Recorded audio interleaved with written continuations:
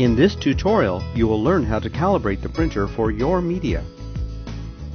If your printer exhibits feeding errors like stopping in the wrong location or feeding a blank label between printed labels, perform a media calibration to correct this condition. Open the printer. Verify the media sensor is in the correct location for your media. Pull the end of the media out the front of the printer. Press the media down under the media guides.